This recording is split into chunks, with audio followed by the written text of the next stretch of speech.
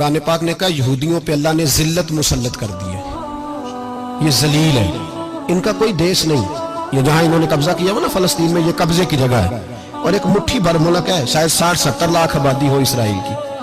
اگر امریکہ اس کی مدد نہ کرے تو اسرائیل قائم نہیں رہ سکتا، اور اس کے گرد 12-14 اسلامی ملک ہیں۔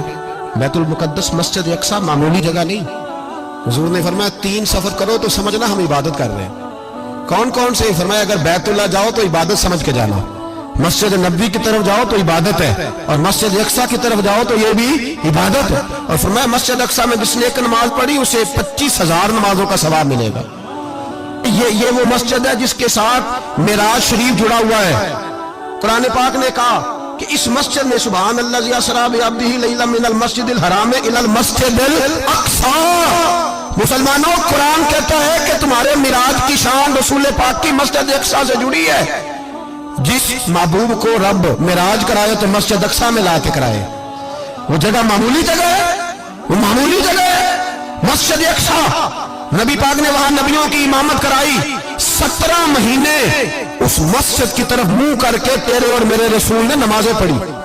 چھوٹی جگہ ہے، اور پوری دنیا کا مسلمان اسے چاہیے شرم سے گڑ جائے۔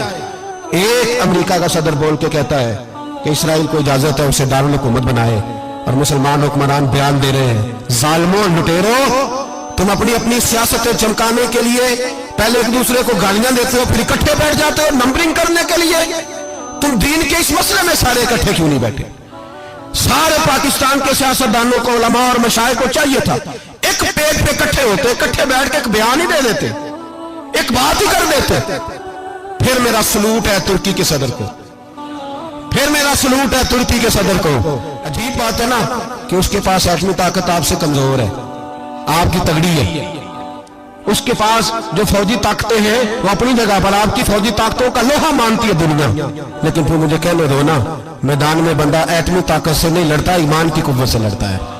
وہ بول اٹھا ہے نا، کیا کر لیا اس نے اپنی پارلیمنٹ سے خطاب کیا ہے۔ اس نے بہت عرصہ پہلے کہا تھا مسجد اقصیٰ میری خواب میں آئی تھی، اور رو کے کہتی تھی آئے مجھے کوئی صلاح الدین ایوبی کا ماننے والا، کوئی آئے مجھے بچائے۔ کہتے ہیں میری خواب میں آئی تھی اور روتی تھی، کہتی تھی کوئی آئے۔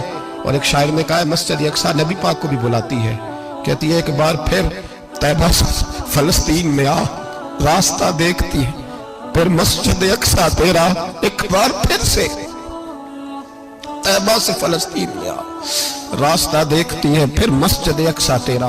کوئی بولا ہی نہیں اتنا مقدس مقام، چھوٹے چھوٹے بیانوں، کہیں اکٹھے ہو جاؤ، پیش کوئی کر رہا ہوں بڑی جلدی۔ اس امریکہ کو لوگ ٹوٹتا ہوا دیکھیں گے، اس سے بکھرتا ہوا دیکھیں گے، اس سے لرزتا ہوا دیکھیں گے، اس لیے کہ مقابلے رب رسول سے اتنے آسان نہیں۔